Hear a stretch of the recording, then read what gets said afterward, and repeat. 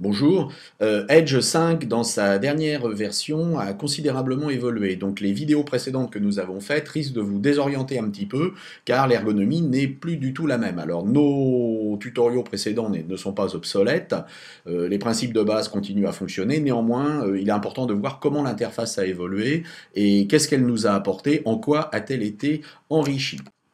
Nous allons commencer par nous intéresser à la timeline et à la réorganisation des outils. Toujours, vous trouverez le principe des images clés automatiques.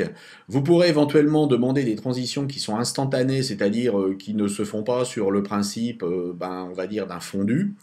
Et vous avez surtout ici le toggle pin, c'est-à-dire une épingle que vous allez pouvoir utiliser un peu comme au préalable, on utilisait la marque MARK. Le principe est très simple. Nous allons saisir un texte, et nous allons saisir notre texte, par exemple, Edge a considérablement changé son interface. Voilà. Alors on peut peut-être agrandir un petit peu ça, voilà, pour que ça tienne sur... ouais, enfin bon, ça tiendra pas. On peut s'amuser ici à le centrer. Voilà. Et nous avons un instant 0 où notre texte se trouve ici, et puis nous nous disons effectivement à l'instant 2, je veux qu'il se passe autre chose. Alors on peut soit insérer cette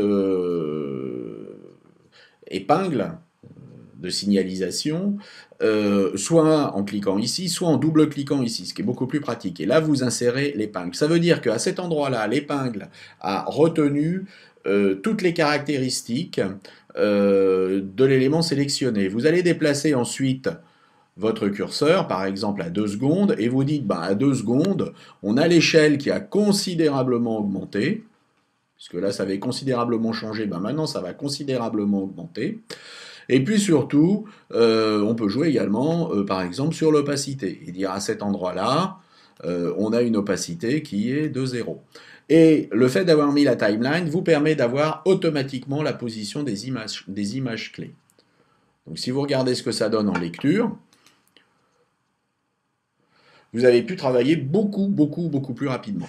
Alors on peut déplacer tout cet ensemble-là et dire, par exemple, au début, on va avoir notre texte et on veut que notre texte apparaisse de manière progressive. De la même manière, on va remettre la timeline, on peut également travailler à l'envers, c'est-à-dire dire à cet instant, 1 seconde, nous avons notre texte qui est complètement affiché, nous allons activer le toggle pin, c'est-à-dire que nous allons ici répertorier toutes les caractéristiques de notre élément, et nous allons passer à l'envers. Et là, au lieu d'avoir quelque chose qui va être jaune, vous aurez quelque chose qui sera bleu.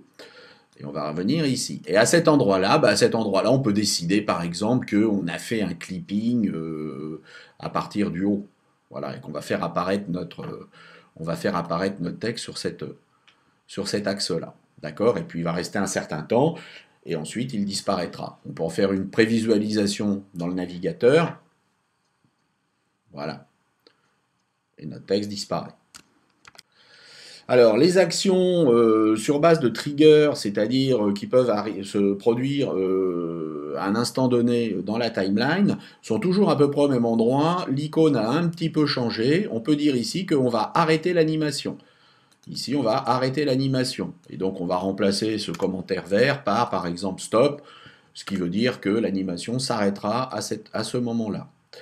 Et puis si on veut continuer l'animation, on peut demander que l'animation commence à la seconde 2, c'est-à-dire que le texte sorte de la page par un clic. Auquel cas, on va ici cliquer sur l'élément, et quelque chose de nouveau ici, dans cette nouvelle version de Adobe Edge, et que maintenant nous allons pouvoir choisir de manière totalement transparente le curseur que nous souhaitons. Alors on va demander bien entendu le pointeur, et on va ici, par un clic droit, demander d'ouvrir les actions sur texte 2, et on va demander en clic de jouer la timeline, c'est-à-dire play, et on va demander le moment où on veut la jouer, c'est-à-dire à 2 secondes. On peut calculer en millisecondes, 2 secondes c'est 2000 millisecondes évidemment. À partir de ce moment-là, si vous rejouez votre animation dans le navigateur, votre animation s'arrête, vous avez l'apparition du curseur, vous cliquez et votre animation continue. Il y a bien d'autres fonctionnalités nouvelles. Par exemple, ici, nous allons demander à ce que, entre cet instant-ci, donc nous allons installer le toggle pin, et puis sur une seconde, peut-être une demi-seconde, on va le faire sur une seconde, et bien ici, on aura un élément qui va se retrouver au milieu de notre scène. Donc nous avons simplement un élément qui descend. Si nous voulions générer par exemple un effet de rebond, nous avions avant à aller chercher ces effets de rebond dans une liste qui se trouvait, si j'ai bonne mémoire, en haut à gauche et qui était assez compliquée. Aujourd'hui, sur une animation, nous allons pouvoir aller chercher nos effets directement sur la timeline. C'est-à-dire que ici, sur cette animation, je vais pouvoir aller choisir mon effet. Et je vais pouvoir visualiser exactement ce qui se passera ici, c'est-à-dire comment l'équation sera appliquée. Alors, on va aller voir en is in, et puis peut-être qu'on a un bounce quelque part, donc vous allez avoir ici un système de rebond. On va vérifier que ça fonctionne. Et pour vérifier que ça fonctionne, nous avons un nouveau système qui est très intéressant sur la timeline, c'est que vous pouvez ne pas revenir au début, mais vous pouvez revenir à la dernière position lue. C'est-à-dire que si vous aviez été en lecture à partir de ce moment-là, en cliquant ici, vous seriez revenu à la dernière position lue. Donc on va lire notre rebond. Et vous voyez, vous aviez un petit rebond qui s'est passé au début. Alors s'il ne nous plaît pas ce rebond, peut-être qu'on va faire un is out. Et peut-être que là, on va mettre un bounce de manière à ce que le rebond se fasse à la fin. Alors, là, nous allons pouvoir revenir à la dernière position lue, c'est-à-dire qu'on ne reviendra pas au début de la timeline, mais à la dernière position lue. Et là, on va pouvoir voir notre effet de rebond. Voilà, nous avons notre effet de rebond. Une autre des nouvelles fonctionnalités, et pas des moindres, va nous permettre de pouvoir créer ce qu'on appelle un poster image. C'est-à-dire que vous allez pouvoir, à partir du moment où vous êtes sur une animation, donc ici bien entendu on ne joue pas l'animation, on n'est pas sur un élément, on n'est pas sur le carré, on est quelque part sur le stage. Ici vous allez pouvoir régler un poster image, c'est-à-dire définir une capture d'écran qui va permettre de générer une image de votre animation. Alors vous allez me dire à quoi va ressembler ce poster image. Par exemple, on pourrait un petit peu plus loin, ici, saisir un texte. Et dans ce texte, saisir, si vous avez encore Internet Explorer, c'est que vous êtes nul.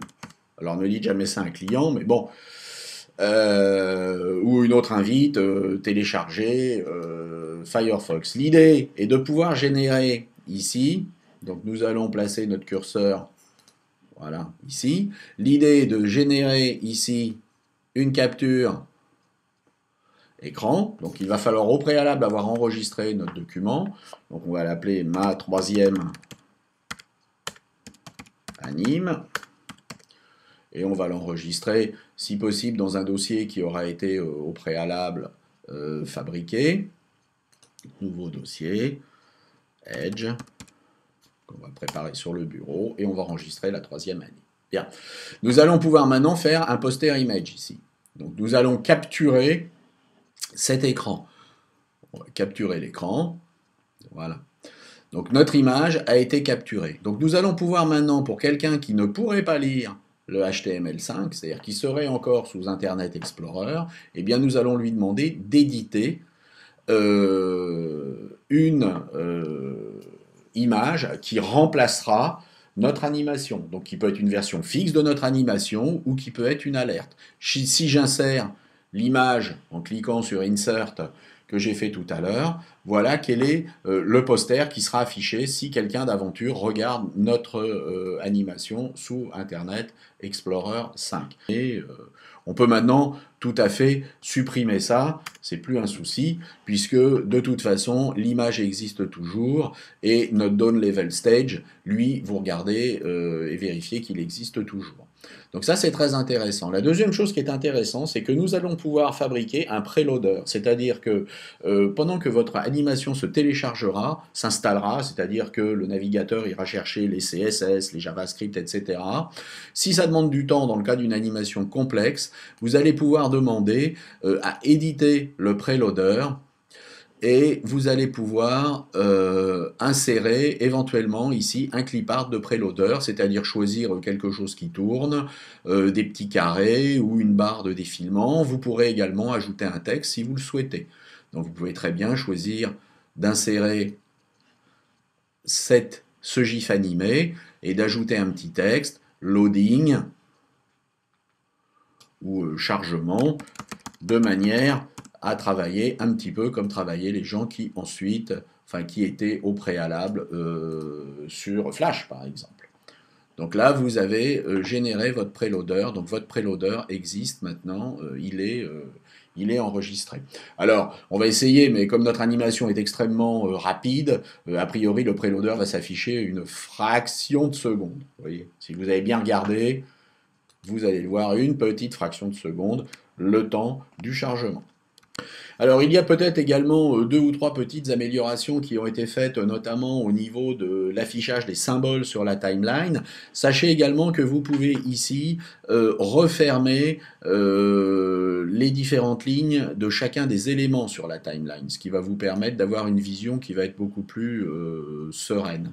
Et puis, ma foi, si vous avez besoin d'aller voir les détails sur un ou l'autre des éléments, vous pourrez l'ouvrir. Et ici, vous allez ouvrir ou fermer globalement sur la totalité des éléments. Donc encore une fois, Edge a encore bien progressé et je pense qu'on s'achemine vers un outil qui va devenir très certainement incontournable. Merci de votre attention et puis à la prochaine et bis à tous.